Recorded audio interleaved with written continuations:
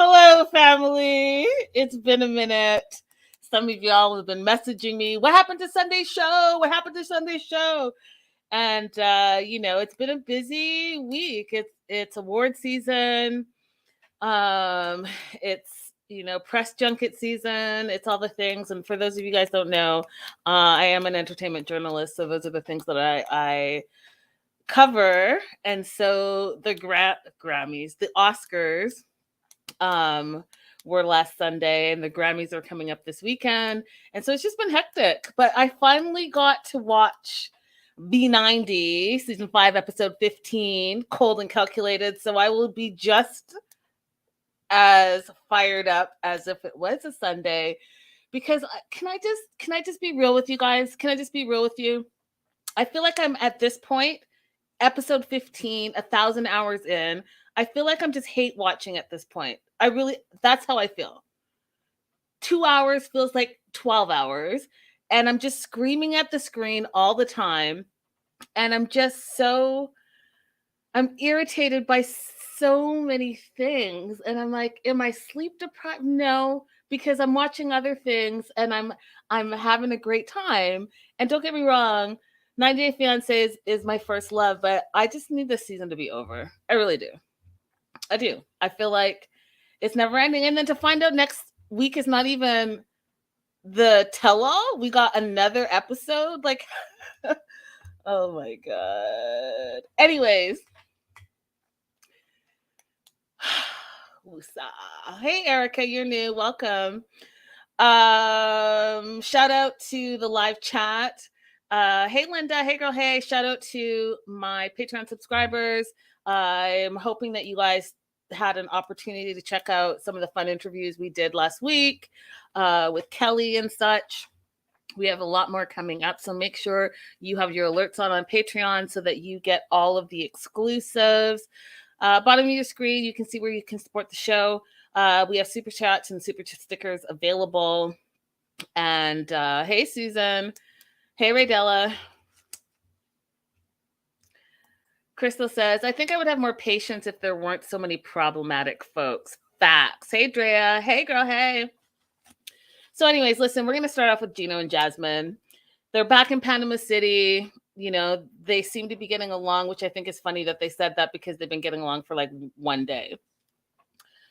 Apparently, she's moved into her new apartment because there was an issue with her old roommate, which I'm still not clear about because you have a roommate, but you have 2 kids, but one of your kids lives with the dad and one of the kids lives with your mom. And then you have a roommate, but like you're an assistant professor, but then you can't afford your own place, but you're a professor. So now Gino has to pay $700 for rent on your place because you want to live by your, like, what's happening?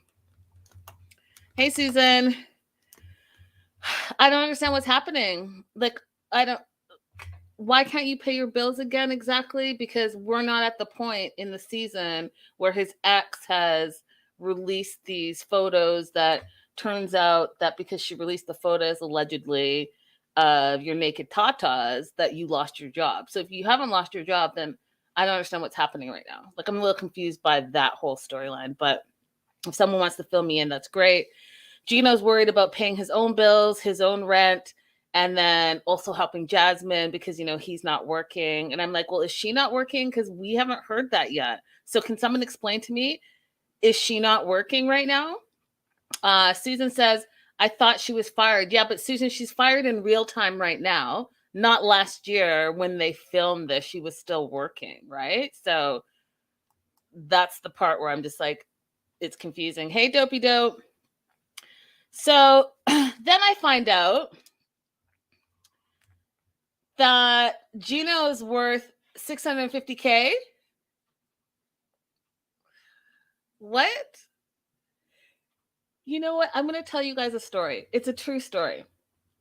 So I don't know if I've told you this, and if I have, you know, my bad, but it's still very relevant.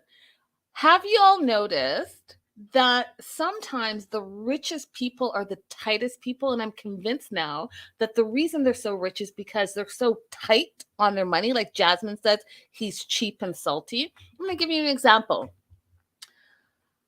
I have a friend who we worked together at this ex place, and we were going to go for lunch, and she wanted me to run to her ATM real quick and pop up some money, and the ATM was right around the corner from where we were.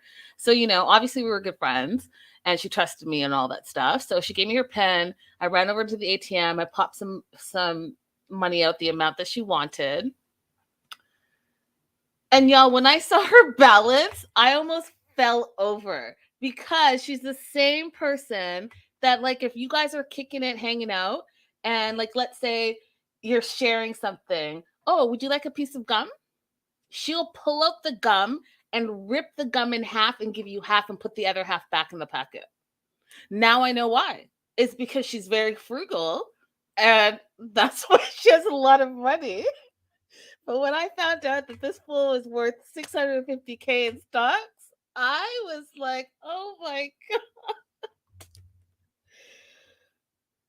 I think that we just have to stop being generous. I don't even know what's happening right now, but I can't. Like, if I have it and you're my family and you're not my family, or I love you or whatever, I want to help. I always just want everyone to be good. So if I have it, I'm going to share it. And I just can't believe that there's some people that have it like that and still don't share.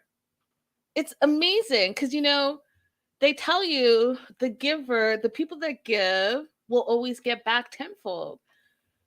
But apparently, I mean, I don't even know. I don't know how that works. But he has $650,000, but it's for his retirement, and I get it. He's getting older. He doesn't want to touch it. So Jasmine's like, well, I don't care. You're my man. I don't care. You're my man. You have to support me. That's it. So when you go back to the United States, either you're going to just go ahead and get a job, and I don't care what type of job, if you have the service job or whatever. And you know what? Don't put down those service jobs, because you can make a shitload of money in a service job if you're good at it. But she doesn't care, because all she knows is when she comes to America, she hasn't even seen the house yet, but she knows that she's redecorating, and that she's the queen of the castle, and that she's going to need some money to redecorate the house that she hasn't even seen yet. But whatever. Dopey dope. Thank you for the super sticker. Thank you for the super sticker. See, people like you, the givers, they will receive more. But apparently, some people are like, nah. Oh my God. So, as you guys know, I always say that we need to have that conversation, right? So the conversation before you get in a serious relationship, you have to talk about finances, you have to talk about children, you have to talk about religion, you have to talk about sex. They haven't had that finance chat yet. Gina wants a prenup. And if any of my viewers are lawyers, I really want to talk to you about this, because I'm just confused. Well, I'm not confused. I just wanted a second opinion, because here's the thing. If you bring someone over on a K-1 visa and then you marry them in the United States of America, prenup or no prenup, you still have to support them. If they can't find a job, or if they leave you, if they divorce you for at least 10 years, you still have to support them. So I don't understand the whole prenup situation. Like, why are we having that conversation? Because even if you get a prenup and you get divorced, like Gino said, if we get divorced in a month, you brought her over here and you married her. So guess what? If she has her green card and she can stay in America, you still have to support her until she gets on her feet, because the system is not going to support her or him. Do you see what I'm saying? So, like, why are we having all these prenup conversations this season? And are all of these people worth money that we're all talking about? I need a prenup. I need a prenup. I need a prenup. I don't understand it. So thank you so much, Dopey Dope. I don't understand it. So if there's a lawyer out there that can explain it to me, I don't understand why we're wasting time on these conversations. Like, you're going to have to support the person either way. So just go ahead and support them or don't support them. It's up to you. But what I don't want to do is continue to have these stupid conversations. So he sneaks out, and it's so funny because, he's not a person that likes to be active, right? And Jasmine is very active and works out and all the stuff, and she's trying to get him to be healthy, which I think is going to be hard for her to do. He's really definitely set in his ways. So he sneaks out to go have a donut and call his Uncle Marco, because he's feeling anxious about talking to Jasmine about this prenup. So he fills Uncle Marco in that he proposed. They have a fairy tale story. And I was like, fairy tale? We've watched you for what, 2 weeks, 3 weeks? All y'all did is fight. You've gotten along for maybe 48 hours, but the rest has been nonsense. So, like, what fairy tale story? Sounds like a nightmare to me. Y'all can't even...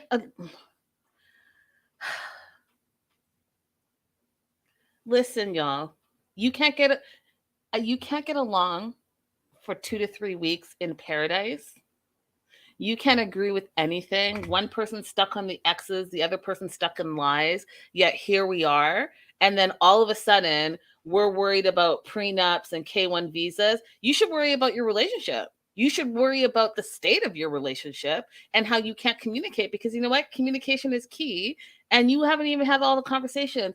Meanwhile, you came over with a bunch of Viagra and thought you were going to have a baby with this person that you had never met, but then you hadn't talked about a prenup and protecting your assets, but you want to bring them over on a K-1 visa where you'll have to support them either way.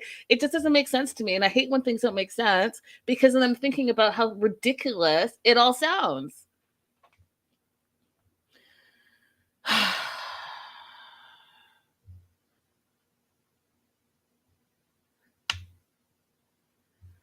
I just don't get it. Crystal says, but I guess with a prenup, you can designate what the other person is entitled to. Okay, so I get that part, right? So this prenup is saying I came into the marriage with what I have and you come in with what you have. And if it doesn't work out, then we leave with what we have. That's fine. But guess what? Even if she walks away with just what she has, you still have to support her. So if she needs her rent paid, if she needs a car note paid, if she needs her electricity paid, if she needs her water paid, if she needs food money, all the things, the government is not going to pay. She can't go on any like support. Do you know what I mean? Like the COVID relief that was out, or the I don't know, what is it called? The like whatever the welfare is. She can't have any of that. You have to support her, and they make sure that you support that person that you brought over. So yeah, you can't have half my stuff. You can't have half of my 650,000. But guess what? I'm going to have to pay for you anyways. Anyhow. Again, any lawyers out there, please weigh in. If you're watching the replay, let me know in the comments. I really do want to have this conversation because it just doesn't make sense to me. Gino doesn't want to mention a prenup. He is a little bit scared because she freaks out and he doesn't want to have that conversation, and he's leaving the next day. So last night in Panama, he's really going to try to bring up the prenup talk. But then instead, Jasmine brings up his exes again and says, hey, you know what? Our biggest problem this whole trip has been your exes.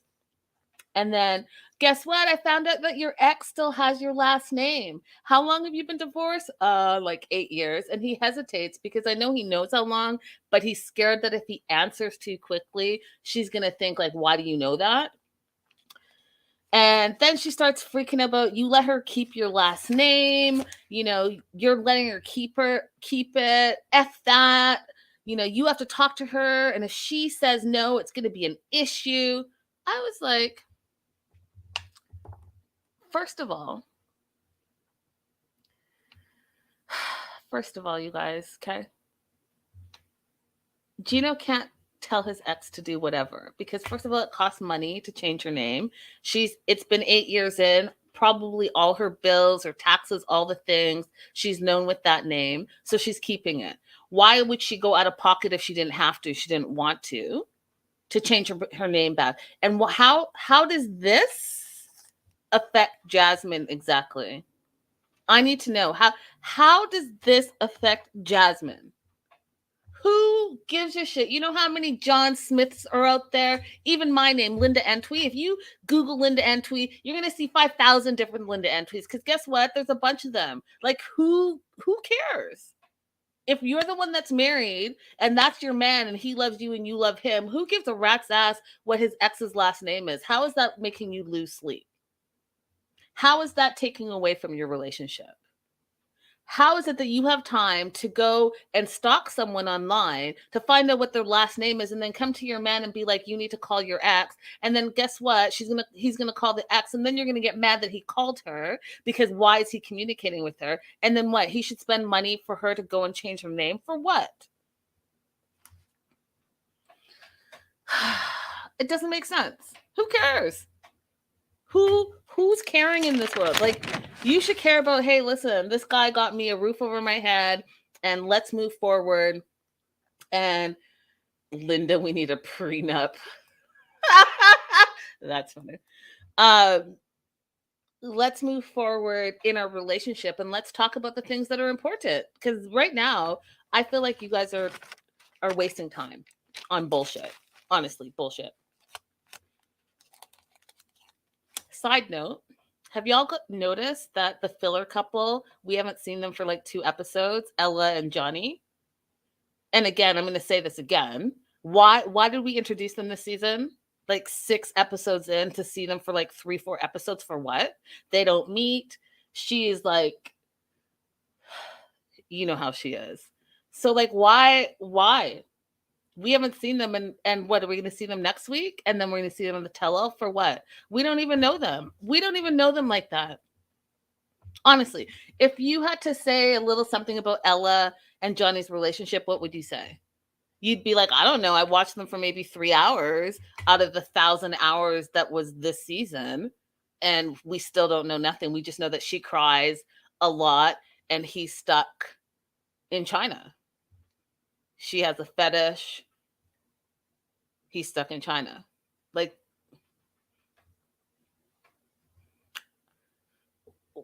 why? Why did we feel, why? I'm just curious why.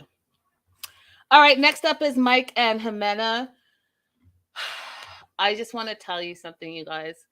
If you follow my show, especially my Patreon subscribers, you know that now Mike just makes 100% sense. Ximena makes 100% sense. And if you guys don't watch my show or aren't Patreon subscribers, I'll tell you this. Knowing that he used to be her regular webcam subscriber every single day, knowing that he made her quit her webcam job because he didn't want other men to see her on the webcam, and offered, she didn't ask him, he offered to pay all her bills. Knowing all of that, doesn't it now make sense to you why she gets freaked out that he just sits there and stares at her because he's so used to staring at her through the webcam?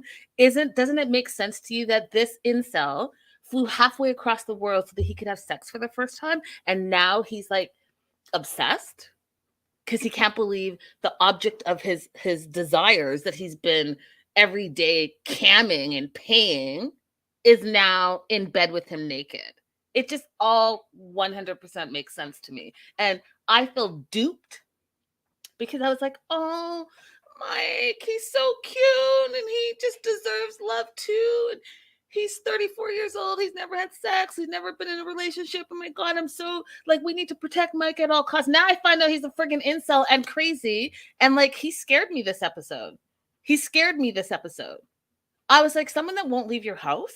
And then, you know, behind the scenes, I don't know if you guys know this, but behind the scenes, Ximena talked about how he was, not only was he crying, but he was like punching himself in the head while he was sitting on the kid's bed.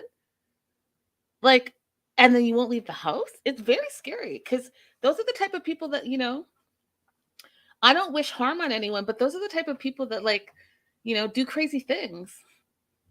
And that's even you could tell even the sister was scared, didn't want her sister to be alone. So anywhere Ximena went, the sister went to follow and tried to, like, you know what? I don't like how when you guys are fighting. Even when Mike was sitting beside her body language was like, ugh, all of it, because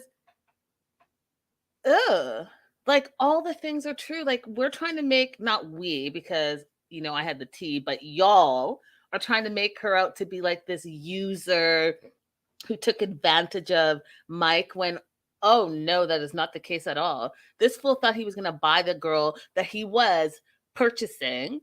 And then he got like fascinated like a stalker. How are you not going to leave when someone says, leave my house? And then you say, I'm not leaving because I pay the rent. and then start getting like hostile. Oh my God, it was so scary.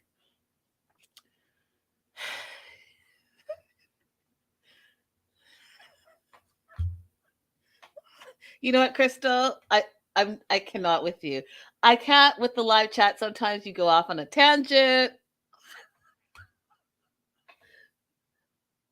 I cannot. Anyway, so last we saw Mike, he was running away like Paul. Remember when Paul was running away? Well, he was running away. And I was like, where are you running to? I don't understand why you're running away. It doesn't kind of make sense to me. But it makes sense to me if you're, an incel. Sorry, not sorry. Ximena says, you know what? I don't feel happy with him. I don't want to be with him. I don't want him in my life. I can't imagine spending my entire life with him and being so unhappy. But she's worried about her kids and the future. And I was like, cha-ching, that's what she's really worried about, is that this guy was offering a specific lifestyle. She thought that she could suck it up and deal with all his stuff. And then she realized, I'm not going to be able to deal with this whatsoever. So you know what? I'm just going to take the L right now and call it off. That's what I'm going to do. And even though I'm worried about how I'm going to feed my children and house my children, it's not worth all of this. So she takes the L. He says he doesn't know what he did wrong. He didn't know what he did wrong. Oh, Crystal said I never knew the word incel until now. Do you guys all know the word incel and the whole backstory of incels and how like there are Stacy's and Chads and it's like a whole subculture. If you don't, let me know and I can go off on a tangent on that too. Anyhow,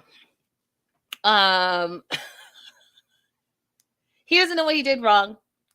And he comes back because he's desperate.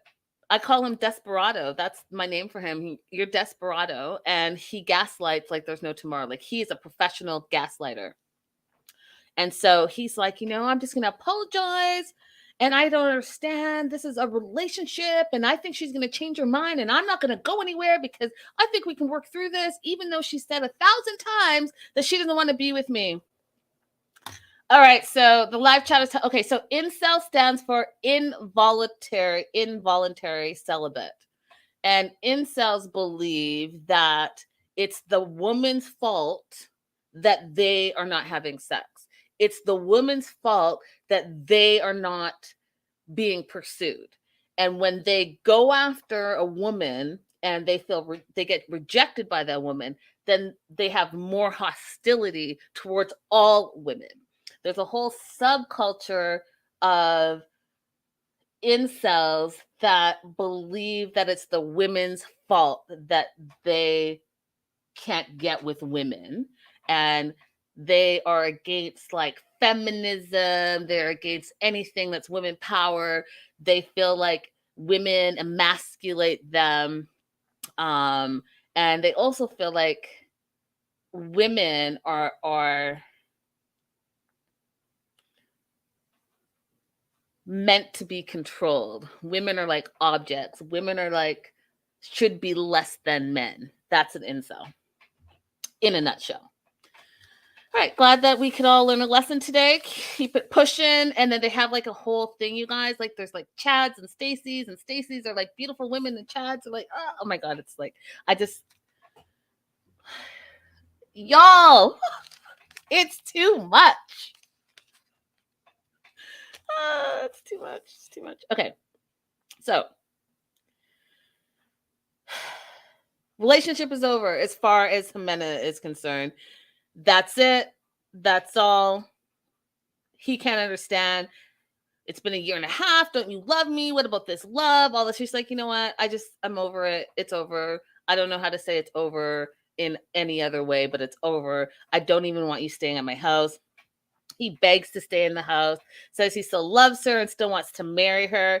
And honestly, you guys, I don't really like to like cuss a lot, but I literally said, fuck off. Like Mike, just fuck off. Like the woman is asking you, and this is a mother with young children is asking a grown-ass man to leave the house, and he says no.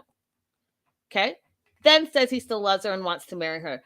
I don't know about you, but it's just like how we talk about the Kimberlys and stuff. Like, you shouldn't listen, you guys. All of you, all of us are worthy. Okay? You shouldn't have to beg someone to be with them. If they don't want to be with you, that is okay, because someone else will want to be with you. And for you to beg someone who doesn't want to be with you makes no sense, because they're not going to respect you, and they're not going to ever want to actually take you serious and respect you and love on you like you deserve to be loved. So instead of gaslighting and being all desperate and being all like, oh, I still want to marry this person. Listen, you only want to marry her because you want to control her and you think that you own her. And the way you acted in this episode and before just shows that. Like, have some self-pride and be like, okay, you know what? This is not working out. Just like your bestie said, go ahead and take yourself to a hotel and then go ahead and go home. You live in friggin' New York City. New York! There's a ton of people in New York City. Okay? But let's talk about that. Okay?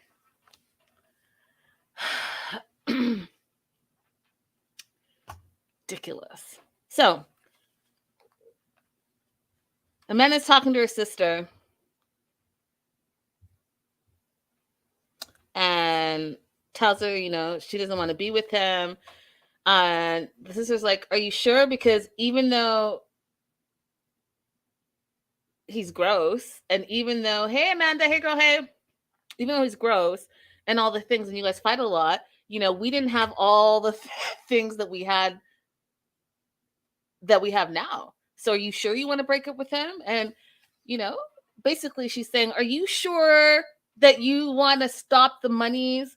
Are you sure? Because she literally said we didn't have as many things as before, which I've been saying from the beginning, that this fool has been sponsoring the whole family because the whole family lives in that house. And the man is like, you know what? I can go back to work. Exactly what I was doing when I met him. I can go back to work and be a webcam girl. And, you know, at least we'll have a roof over our head and we have food in our bellies, which is all we need. Thank you so much, Dopey Dope, for the super sticker. Linda says he knows nobody else will sleep with him. Lori says Mike is someone you can't give one shred of kindness to. He'll take that to the moon.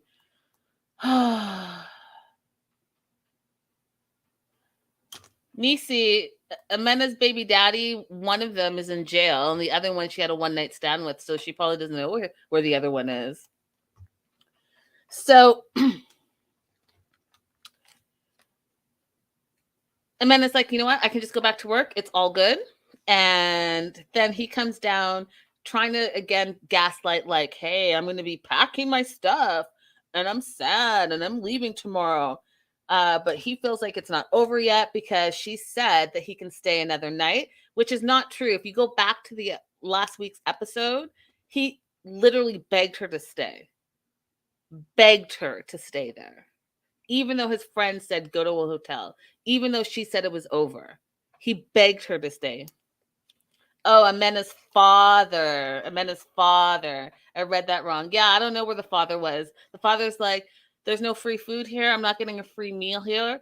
And he's paying the rent. I'm going to sit this one out. Notice how the dad has been MIA and now we've just been seeing the mom. So the dad is probably like, deuces. You do what you got to do. I'm going to chill. If there's a meal involved, there's a surf and turf, let me know.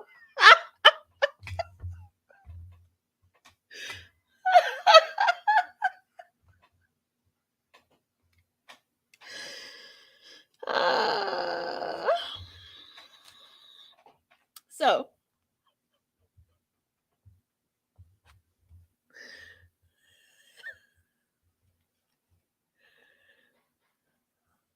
she gives him the rings back. So she's giving the wedding rings back and the engagement ring back. And he freaks out, you guys. He freaks all the way out. He's like, oh, why don't you keep them till we work out our differences? And I'm like, bitch, how many times does she have to say it's over? Like, it's over. She's giving you the rings back. but you want her to keep the ring so that you have that over her, so that it gives you an excuse to either come back or be in her life or interrupt her life or text her or email her or drive by the house, whatever it is, so you have an excuse to come see her. You're probably going to go back on the webcam and be like, hey, you have my rings, and like twist the story and make it seem like she's the one that kept them, all the things. She's like, nah, take them back. I don't want them. It's over. It's just better that you take them. And he's like, this, you guys, this is what just was like, wah. Y'all with the surf and turfs. It's true. Mike says, you do realize you're losing the best thing you could have ever had. And she was like, no, the best thing I could ever had was my children. Crickets. Listen, her comebacks are fire, y'all. Because you know what? What can you say? You can't say anything to a mama. Because the mama can throw the children in there and that's it.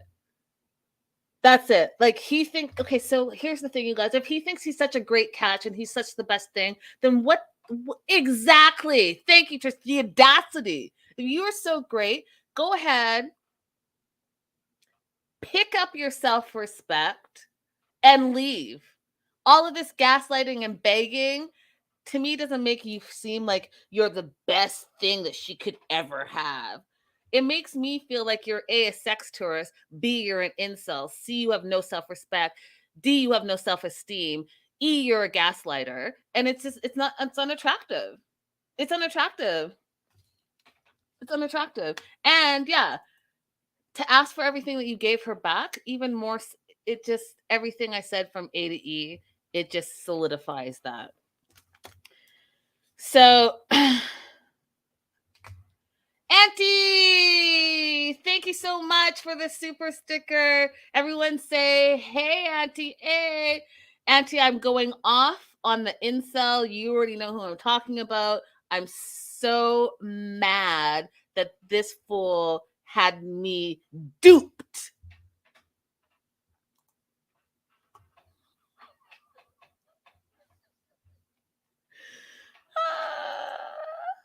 Crystal said, Mike ain't about that life. The wife beater and the fake chain doesn't do anything for you. This chick knows hitman. Just bounce. Woosah. So, he then goes on, because he's still freaking out, that it's been a year and a half. First of all, it ain't been no year and a half. You have known her online through sex webcam, which is not a bad thing, and we don't talk shit about sex worker here. All work is work. But you can't say you're in a relationship with someone that you've never met. And I say that all the time. I don't care how long you've been talking to someone online. Unless you've met them in person, it is not a real relationship. It's an online relationship. I'll give you that. But what you're not about to do is say, oh, we spent a year and a half together and I kept you secure in a house. So you weren't out on the street with you and your children. Listen, Ximena gave him the biggest bitch slap ever. She said, just because you paid my rent and you helped me doesn't mean that I would have been on the streets. I would have continued to do my webcam modeling. I would have continued to do what I had to do, because you can look at her and see that she's a grinder. You know what I mean? Like, she's one of those people, like, she's going to make it happen. Whatever she's going to have to do, she's going to have to do it. And she's going to give a fuck, because she's going to take care of her kids. So, Mike, go ahead and stop trying to be the white savior. Stop trying to act like you're the biggest and best thing that ever happened in her life, because we all know what your real backstory is. And it's just not attractive. It's not attractive. What you're not about to do is say, oh, I'm going to come to Colombia and save you, and you only will have a great life because of me. Fool, you can't even make it in New York. In New York!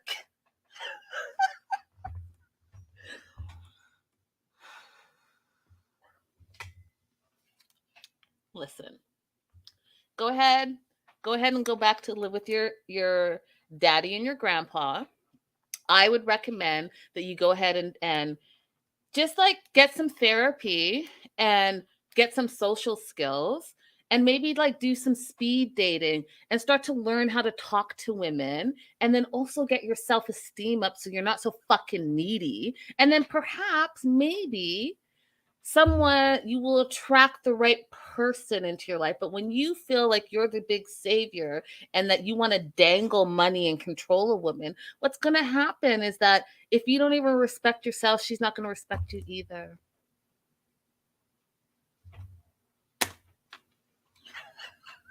Laura, Dopey Dope's laughing. Laura said, "Oh my God, Linda, listen, y'all. Don't make me watch the episode and then come and do the after show right after, because this is who you're going to get. Unfiltered. If I have a day to sleep on it, then you'll get journalistic Linda, who is more rational and can see all the sides. But like right now, I can see all the sides and I feel passionate about it. And I'm just super still mad that he duped me, because honestly, you guys, Ximena is not the villain in this relationship. She's not the villain. Hear me when I say that. If there wasn't a language barrier and she could really say what she really wanted to say, because y'all, if you don't follow her on her social media, she has been doing her own tell-alls for the past like month and a half, and she's been spilling all the tea. That's why we already knew she was a webcam girl. That's why we already knew she's engaged to somebody, a Canadian. That's how we knew that this dude is an incel and tried to buy her, and then told TLC that they met on a dating app when really that he didn't want them to know that they actually met on a sex site, because he didn't want TLC to know that he's that dude. So like,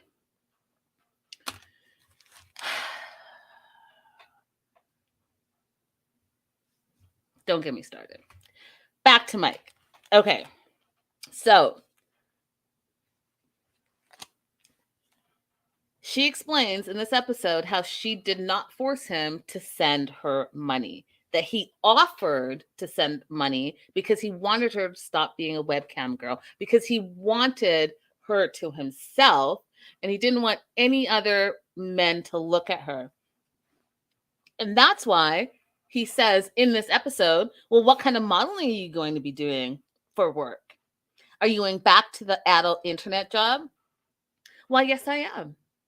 Because you're the one that told me to stop doing it, because you said that you wanted to pay all my bills. And now that it's over and you want to try to hold money over my head, and I'm saying, take your money, take your shit and get out. I don't care. I can go back to webcam. You are now having the audacity to try to ask me what I'm about to do, and I'm a grown-ass woman. What I'm about to do with my own life and my own body and my choice. You're going to ask me and then have an attitude about it? Listen, go ahead and put on your shit-stained shoes, sneakers, and take them out of my house immediately, if not sooner.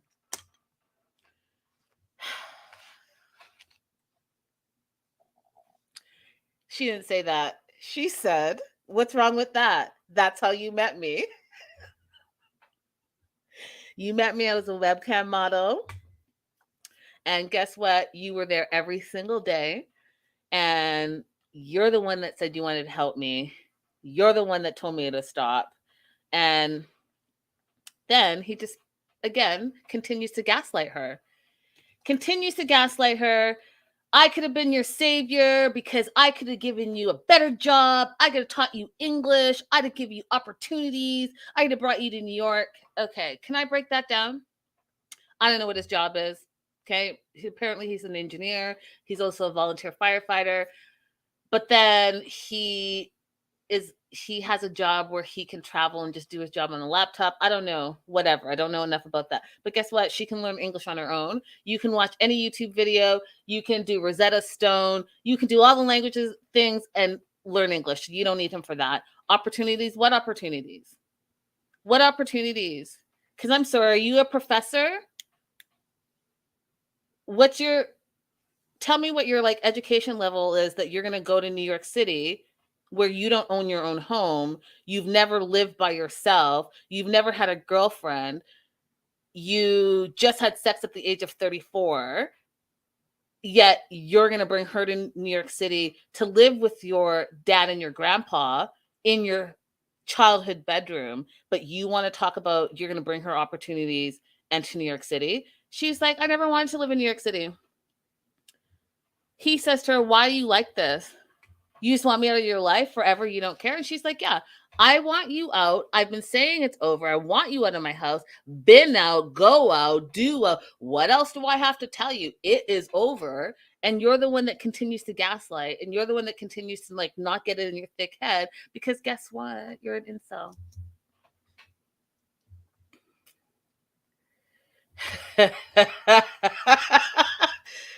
Yes, Trish, let me clarify. He doesn't even live in New York City. He lives in New York State. My bad.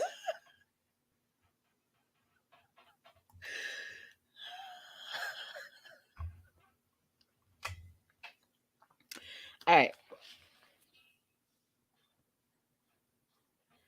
She then goes on to say, and I love how she doesn't lose her cool, you guys. She's just like matter of fact, because I think it makes it sting a little bit more. So she's like, you know what? It's up to you. I just want you out of here. We can either be friends or we can be enemies. I just don't want to be with you anymore. That's it. That's all. The relationship is over. She says this for like the millionth time. And then he's like, freak, so you were using me for the money. Now you're cold and calculated. And fuck off. She says, believe what you want. Sleep in a hotel tonight. Go home tomorrow. Call it a day. We can wrap it up. He says, no, I pay rent. I'm not leaving. And that's when I started to get scared because he went upstairs. Who knows what he has upstairs? Who knows what he's going to do? He's already running around the city. Now he's refusing to leave. He runs upstairs. We find out that he's the same person, like punches himself in the head off camera, which is like weird to me. And you know, when people get crazy and they have that blank look, like, I know you guys all have, a lot of you have Discovery Plus. And you watch the ID channel and there's all that true crime. And you know, in every true crime, they say like they have that dead look in their face. His fucking eyes went dead. And I was like, you know what? This is where I'm scared. Seriously.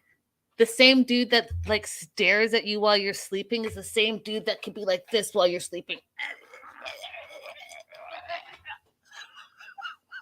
It's not funny because I don't condone violence, but I mean, that's the look he had. He looked like a psycho and he won't leave. Listen, y'all. And he says he can't accept that someone he thought was lower than him in every way has rejected him, period. Those are facts.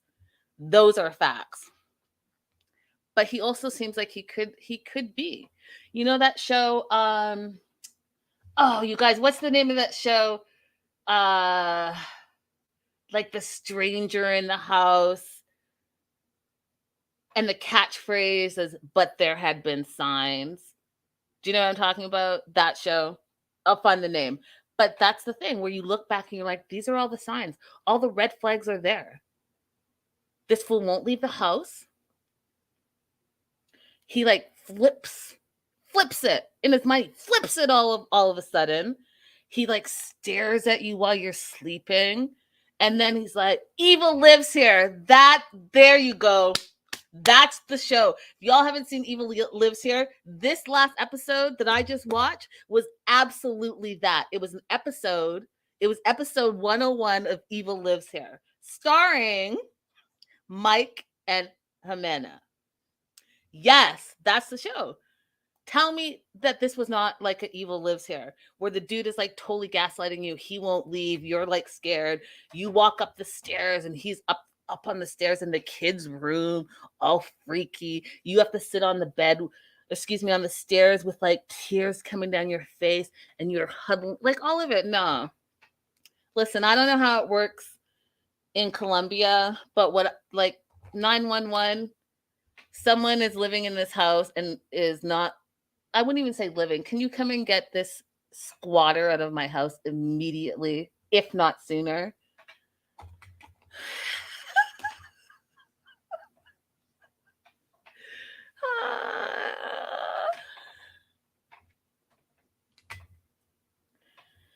Yes. So he's not leaving. My note is he's scary and I feel like he's a freak. And he calls her a mean, evil, cold bitch, puta. And I was like, you know what? I don't really think it's that. I think that you are not accepting reality, and someone that doesn't accept reality, that makes you scary because you are now twisting it. Just like evil lives here, you're twisting it into like this weird non-reality so that you can then justify your crazy actions, and that's scary to me. He tries to spin it on her and tell her that she's acting immature. And the sister's like, listen, I don't like that you guys are fighting. Just go to the hotel, listen to my sister. And he starts crying. And I was like, this dude is a master manipulator. You want to know who else is like that? Ed. Ed can cry on a dime. Let me tell you something. I'm all about men showing their emotions, but I can spot a manipulator a mile away. And when dude can be like, all right, you're this bitch, puta. Oh my God. I just want to say goodbye to the children and your mom and your dad because they've been so nice to me. Is that okay? You see how quick that turned? You see how quick. So first of all, that's a sign of a crazy person. Second of all, that's a sign of someone that's completely manipulating you. And third of all, Mike, we are professionals. We are professional 90-day fiance watchers and fans. We have seen this crying, manipulating move more than once. You are not brand new. You're not bringing this game for the first time. We've seen it a bunch of times, and we can call it out. I'm calling it out right now. The little faux tears that you have going on. I can write a list. Anyone in the live chat can write a list of been there, done that. It doesn't move us. Just like how Ella is crying. Oh my God, I can't believe I cheated. Like, fuck. What? The tears are like, those tears are not going to move us because you sound ridiculous. 5 seconds ago, you were just screaming, puta, and this now you're crying, but I don't actually see any tears on your face. Stevie says, we know Darcy. That's it. That's all I need to say.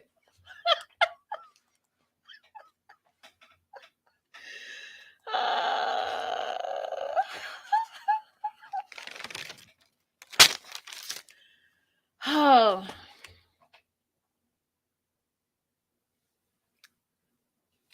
Dear Ben, you're a 52-something-year-old man roaming around the streets with a backpack, preying on a 22-year-old girl who also is not interested in you and who also is like, peace out, and you refuse to go. I just find these behaviors bizarre. Okay.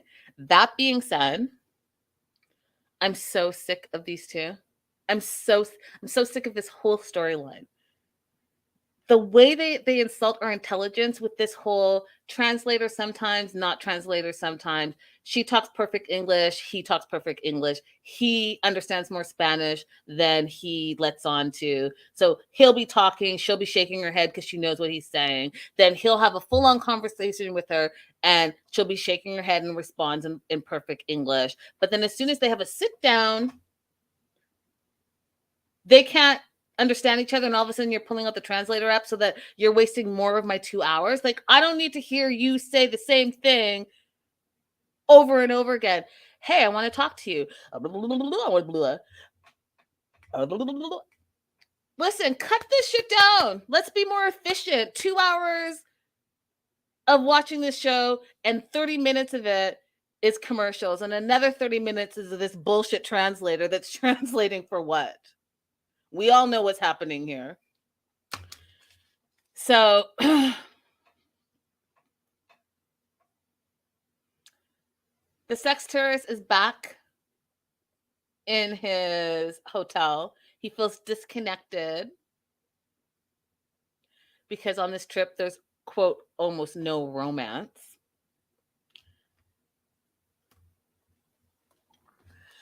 When was there a little bit of romance? When you went on the dune buggy trip in the desert and you had dinner, was that the romance? Because almost no romance. Almost. Hasn't heard from her since she left him stranded. So guess what? He's going to stalk her again. He's going to text her a whole script about what he wants to do and where he wants to meet her and that he loves her and that God put her in his life for a reason. And even though she's 22 and totally not interested in him, God said that they needed to be together. So please meet me on the boardwalk where we met originally and had our full first date.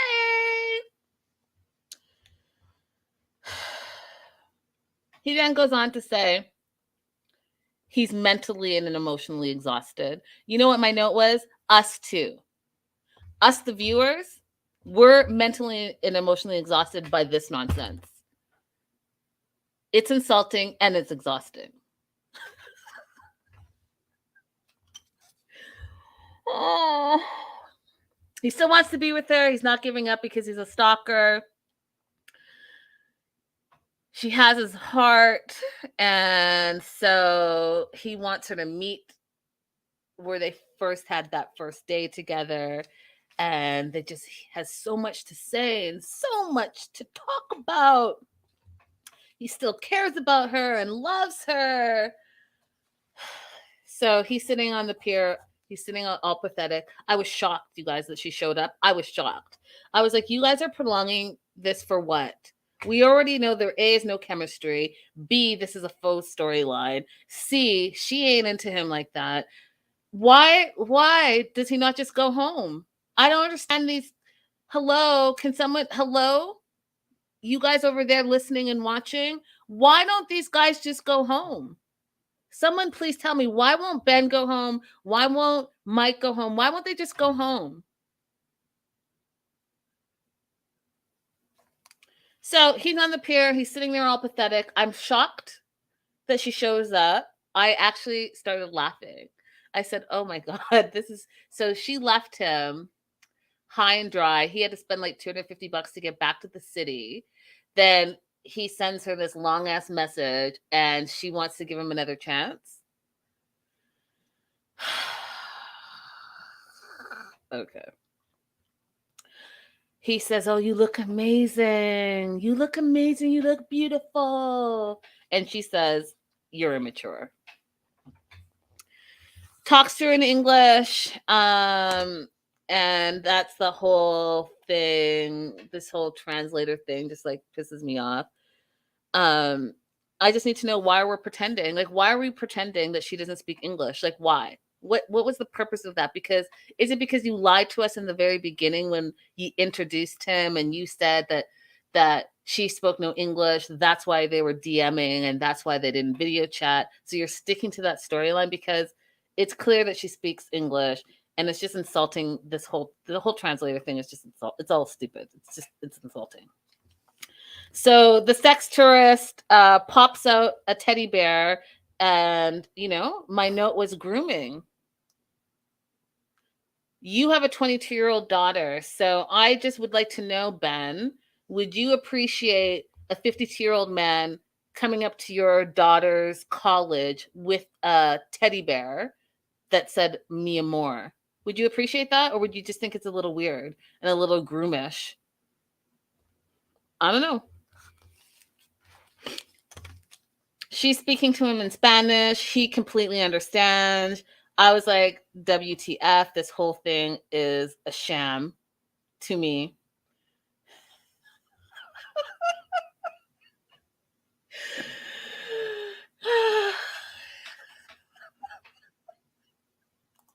Crystal said, I'm going to need production to sit on the tell-all couch with this one. Facts.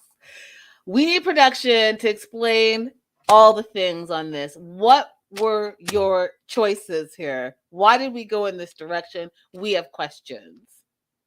And if you want, you guys, perhaps the fans can call in the questions. And that way, Sean wouldn't feel like she's forced to not ask the questions that we want to ask. Like, how about you have the fans call in, and just like how I have this things scrolling at the bottom of my screen. You can just scroll the questions on the bottom of the screen and just read them, and then we'll all be happy.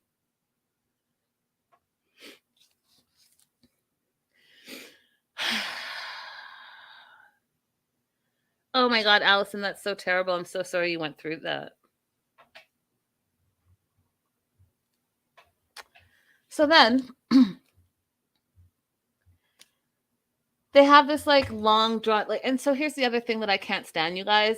Okay, so let's say he's been there for 2 weeks, okay? And she ghosted him for the first like 48 hours.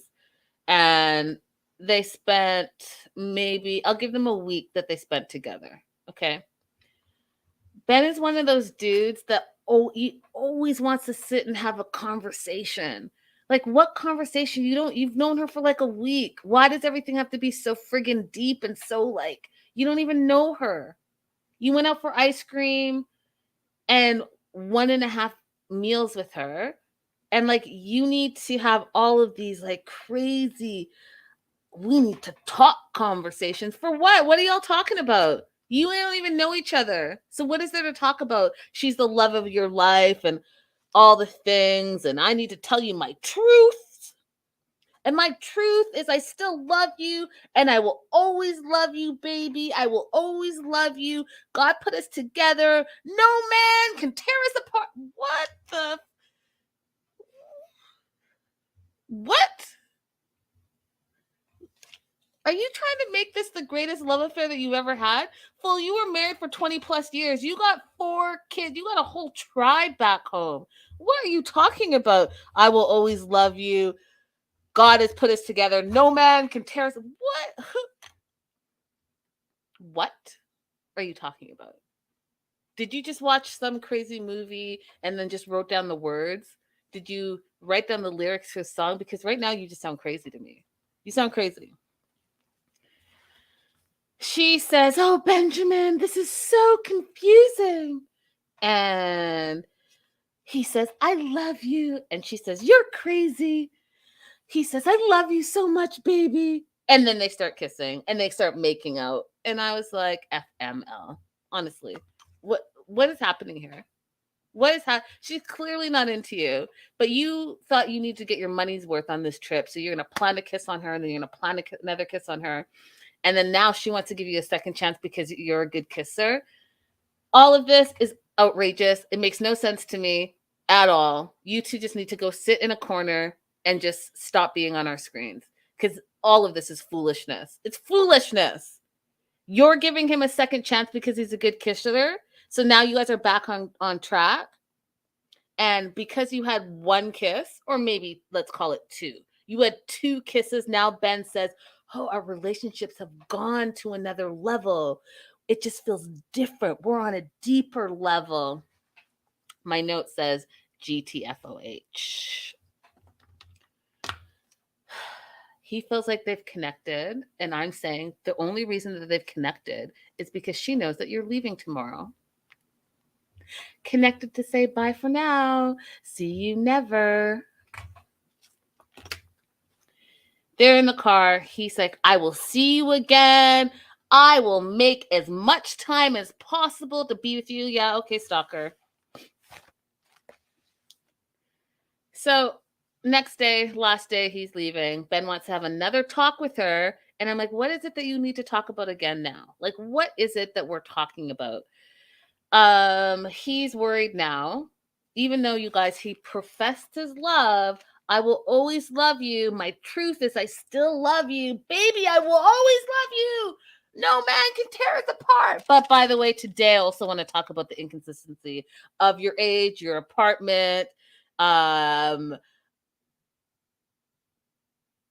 video chats. I have trust issues. Are we here or are we there? Because yesterday you were saying something different. It wasn't even yesterday, it was last night, like a few hours ago. And today, now you're saying this. Like, get it together, Ben. Like, why does everything have to be this long? You know what it is? It's a telenovela. Why does this have to be this ridiculous telenovela? And I love telenovelas, but this is too much. So He goes to grab her hand, and do you see her roll her? She rolls her eyes so far to the back of her head and turned her body because she is not trying to fuck with this dude. She doesn't like him.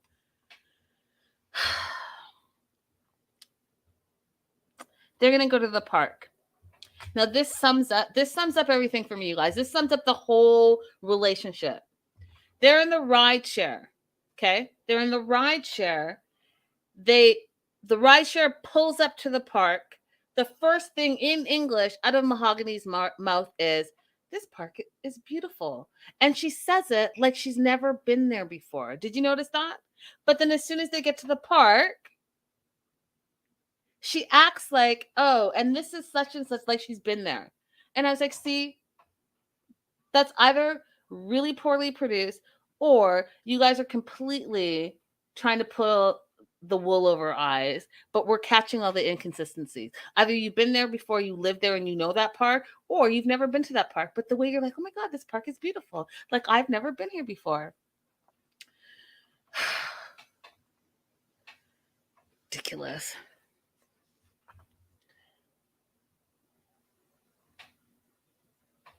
Pulls out the translator app again. Trust issues, video chat.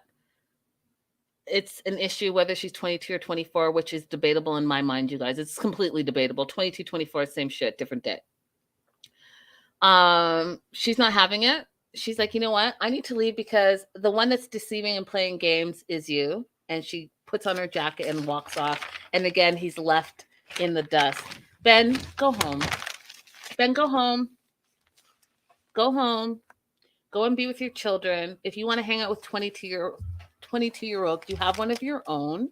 Go home and hang out with 22 years old. And if that's going to make you feel like young and fresh and free, go ahead and do that. But you're wasting time and you're wasting our time and we're done. We're over it. So bye-bye. Bye for now. On to Memphis and Hamza. Oh God, these am I almost okay, good. Memphis and Hamza, it's their wedding day. The mom is feeding Memphis lamb liver. It's the Tunisian tradition to spoil the bride on her day. And so they're doing that. Memphis feels more secure because there's going to be a post-nup, and so she feels better about it. She's getting henna on her foot done. And just fun fact, the henna that she's got on her foot is like the real tattoo that I have on my foot. I was like, "Oh, that's cute. Oh, that looks like my tattoo." Fun fact, but you didn't know that. Now you know. So we also learned that in Tanzanian tradition, the groom usually gets ready at his own house, the bride at her own house. But because Memphis is a foreigner and doesn't have her own house, they have to get ready together. But then I was thinking, she spent time in a hotel. Like, could she not have gone to a hotel and gotten ready if that was like the tradition? I think that probably would have been okay. But Hamza's really excited to get married. But he says and these are his words, and you guys, his words are very, very, very, very important. Okay, very important. He says he's excited to get married to an American woman, and he's made his family happy, and even his dad's coming to see the success. Now, rewind to the very first episodes where he wanted to go to America so that he can live the American dream, but also support his family and send money back. So was it the ultimate goal to marry an American woman? Because those are literally what he said. Not, "Oh my God, I'm so excited to marry the love of my life, Memphis. I'm excited to get married to an American woman, and he has made his family happy."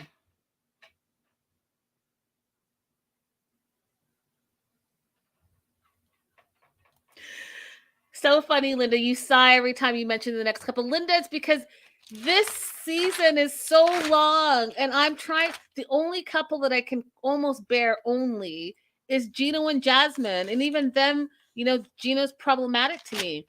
But Mike and Ximena, Mike, no. Ben and Mahogany, both of them, no.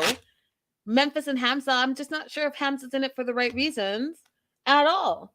And again, everyone wants to poot on Memphis, but really, let's talk about Hamza. Like I said, what is he bringing to the table? And then to say no, I'm not so excited you're the love of my life, Memphis, but you're just super happy to be marrying an American woman. What does that say? Ugh. Anyhow, the dad shows up, which is interesting because, okay, so we know that he didn't grow up with his dad. He grew up like as in a single parent household, but then obviously the dad is somewhere around, and you invited the dad to show, literally, like he said, wants to show him that he's grown up, that he's responsible, that he's successful. And success to him means marrying a foreigner, going to America and having the American dream. But did you notice that it was like some weird interaction? First of all, the mom and dad shook hands, which I guess, I guess that's what you do. But we didn't get to talk to the dad. The dad didn't say anything. He just came on camera, sat some more, did a prayer, and that was it. I was like, can we hear from the dad? What? You're gonna hype this whole thing up. The dad was never there. The dad is important for you to be at my wedding because I'm marrying this American woman. Okay, but then we don't hear from him. Why do we waste time? You could have taken 20 minutes of the time that you wasted in my life with Ben and Mahogany's stupid translator, brought that translator over to Hamza and given it to his dad.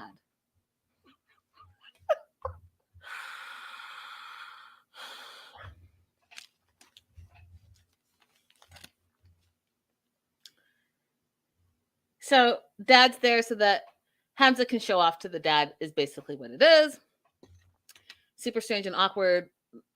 Didn't make sense to me. Dad makes a cameo appearance and that's it. Memphis comes out and they both looked actually very regal, beautiful. Both Memphis and Hamza looked beautiful. They do that la la la la la la la la thing. The motorcade with the bites come, and I thought that was kind of sweet, like that whole thing. And Memphis is happy, but she still is talking about how much can you really trust somebody. And I thought, I don't ever want to get married where I'm like on my wedding day, like, can I trust my soon to be in a few minutes husband? Like, I don't want that. Your husband, your spouse, your partner, the person that you're going to share your life with, you should really trust them 100%, in my opinion. Megan says Hamza and Memphis seem genuinely happy to be married, in my opinion.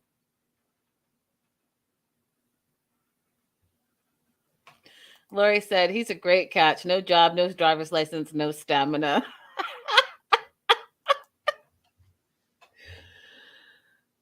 Okay.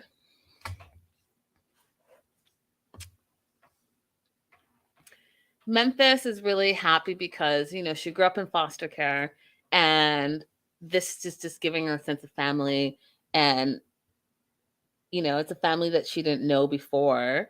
And so she doesn't know what to expect from the future, but she does feel welcome, and she feels happy to belong to a family, feels like a foster kid again, which broke my heart. She feels like God is rewarding her. And I just feel like, I hope that she is making the right decision, and she's not making it just because she feels lonely, but because she truly indeed loves this dude.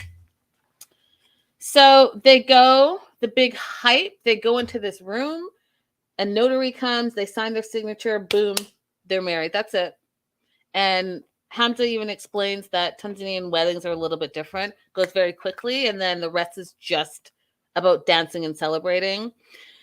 They read from the Quran, and Memphis has no idea what's going on. And so she's like, wait, what? Are we married? Like, what just happened here? And I was like, I would not want to get married like that, where I didn't know the moment that I was married to my husband, but that's just me.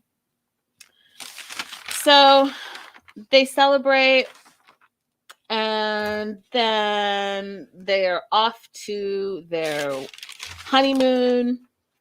And I'm just going to do this part fast because all I'm going to say right now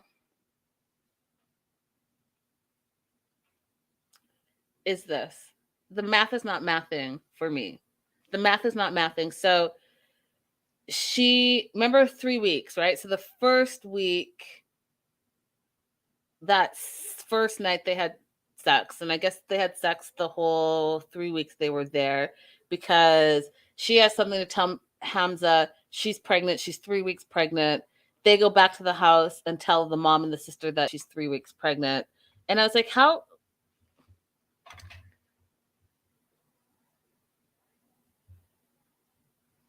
I mean, I guess, I don't know, y'all. I don't know. But she wants to give Hamza a kid. Hamza's super excited to be a dad. I personally think Hamza's excited because this just solidifies his ability to stay in America, because now he has a kid that's going to be American.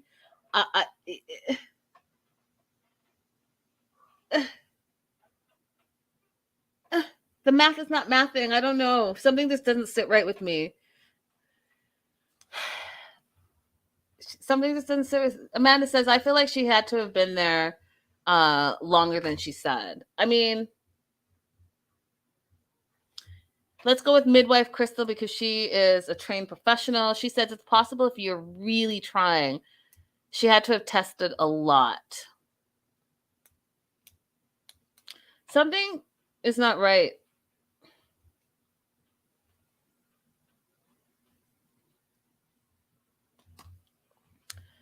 Allison says, I got pregnant with the identical twins, so high hormone levels, and I was super sick before I even missed a period. I don't know, y'all. I'll get back to you. When I figure it out, I'll let you know. But something's not sitting right with me. So she's pregnant. That's that. And last, oh no, it was definitely 3 weeks. Because remember the first week, Linda, she said they were going to get to know each other. The second week, they were going to get married. And the third week, they were having their honeymoon. So that was like the timeline of it all. Oh, thanks, Kelly. Welcome to the live. Everyone say hello to Kelly. Oh, there's twins all up in here. Twin City. Allison, twins. Texas Gina, twins. Twins. Fun fact, I've always wanted to have twins. And they run in my family. Okay, last, and certainly not least, but I will say this. If you guys have not watched Young, Famous, and African on Netflix, I need you to at least watch one episode. Watch the very first episode, and it goes by really fast. Even if you watch the first 15 minutes, I need you guys to watch it so that you can have a reference to what it truly means to be an international African superstar. Those people on that show are actually international superstars, and they're what Usman is aspiring to be. Anytime I see Usman with his broke ass Soldier Boy necklace and fake ass Louis Vuitton, and let me not be so mean. Okay, all I'm saying is that I want you to see what Usman is aspiring to be. And I want you to see how famous Africans don't have to tell you they're famous. You can just look at them and know that they're famous. That's it.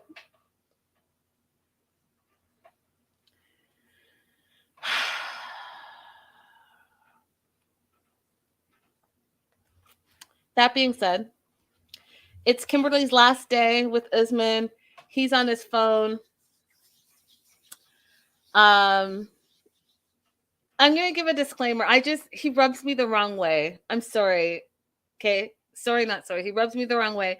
And I always want to support, especially I want to support the Black men, but and African at that, because, my family's Guinean, but I just think he sucks. And I don't like his attitude, his holier than better than thou attitude.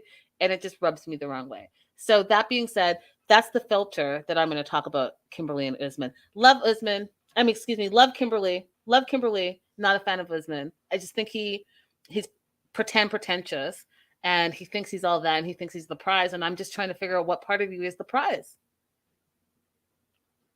And also, I don't like that he's on a show that's called Before the 90 Days, but he has no intention of doing anything in 90 days because, as you saw in the preview, he's still really in love with Zara, but he really wanted us to see his music video. So he brought on someone else to just use them and cause chaos and confusion. And I don't appreciate that because no woman should be treated as second best just because you're trying to better yourself and move your career forward. That being said, time to go home. Kimberly loves him. She's gonna miss him. He's staying one more day because he has business to do. They're holding hands on the way to the ride share. She's sad. In the car, it was like this weird goodbye. Did you guys notice that? Like he's rubbing her boobs and then he's rubbing her chin. I was like, what's happening here? Like, what? You want to rub her boobs and her chin, but you won't kiss her on her lips? And you literally made her wait 2 weeks before you would have sex with her, and now you won't even kiss her in public? Like, stop with the mind games. This is all, it's too, I don't like it.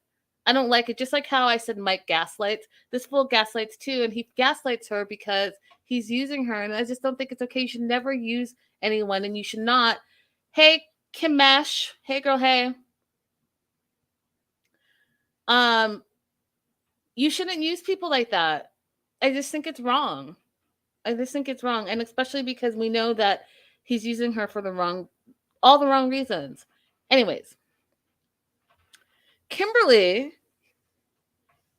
is feeling emotional, doesn't want this to be all for nothing, which I think you should always go with your gut instinct. And if your gut is telling you it's all for nothing, then maybe you should think about that because she seems to be a genuinely sweet person and a giver, and she just wants real love, and I just don't think that he's the man to give it to her. But then she turns around and says that he gives her attention and is loving towards her, and I was like, wait, did I watch the same 2 weeks that you participated in? Because I did not see any attention. I saw you give him all the attention. I saw you give him all the love. So what are you even talking about? And then to say that this is your best vacation ever, sis, you need to go and travel a lot more. Go and take some solo trips. I promise you you'll have a better time and be treated better.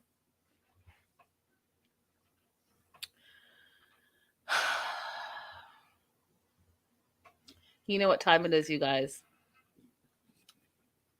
Because it's all about his music career.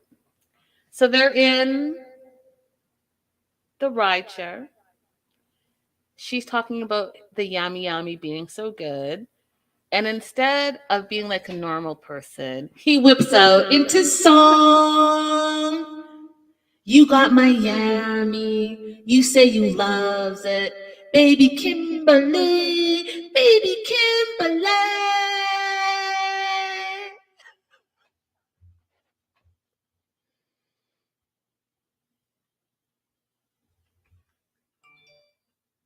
Yes, with the auto-tune, because that's the only way he can say, you got Miami, you say you loves it, baby Kimberly, baby Kimberly.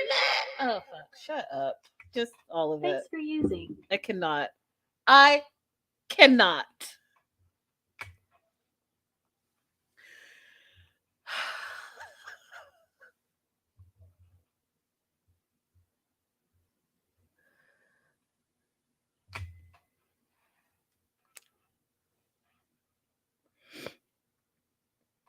She's afraid that when she leaves that it's not going to be the same. I can tell you for a fact it won't be the same. I've seen you guys in real life in social media, and it definitely is not the same. That being said, producer asks, is there going to be a goodbye kiss on the lips? She says yes. He says no. Kissing in the airport, he says, and the words are important. Kissing in the airport is just like a public announcement. So he says, I do so many things I do for you, not because I want to. Okay? He says, not because I want to. It's because I want to make you happy. So let me just get this straight. The only reason that you're doing things for her you don't really want to do it, but you want to make her happy, because if you make her happy, guess what? She gives you shit. PS5s, computers, t-shirts, jewelry, and potentially a green card. So you don't want to really be with her. And that's why you didn't want to be intimate with her, because really you don't want to be with her. But you want to make sure that she's still happy, so she continues to do the things that you want her to do, so you can get the things that you want. Because you don't do them because you want to. Can you believe someone would say that? I don't do them because I want to. Wow. Wow. She's like, whatever. I gotta go catch my flight. And he's like, you need to be on the same page as me, Kimberly. But no, instead of you show anger. Yeah, she's showing anger, Usman, because you're an asshole and a user. That's why she's showing anger. Lori says, just a scam, man. Take your yam and go. Facts.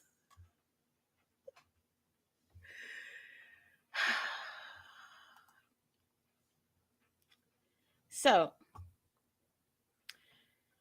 she's hurt. He doesn't want to kiss her in public. So instead, they hug and high five. Can you imagine your man, who's supposed to be your significant other, who said you're his girlfriend? Can you imagine? You don't know when you're going to see your man again, and he won't kiss you, but he gives you a high five.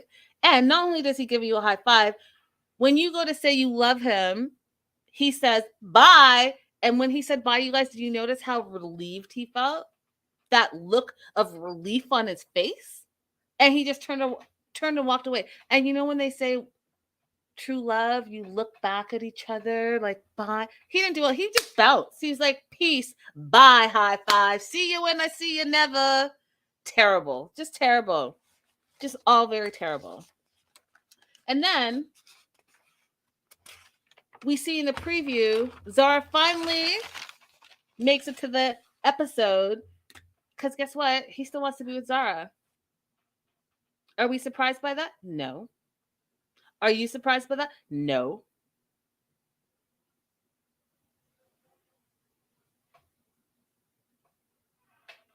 That was the show, you guys. Thank you so much for watching. I am just appalled. And to think that it's not even the tell-all next week. Episode 1000. We'll see you next week. Guys, thanks so much for watching. Don't forget to hit that thumbs up. And I will see you guys very, very, very, very, very, very soon. And thanks for being here. Bye for now.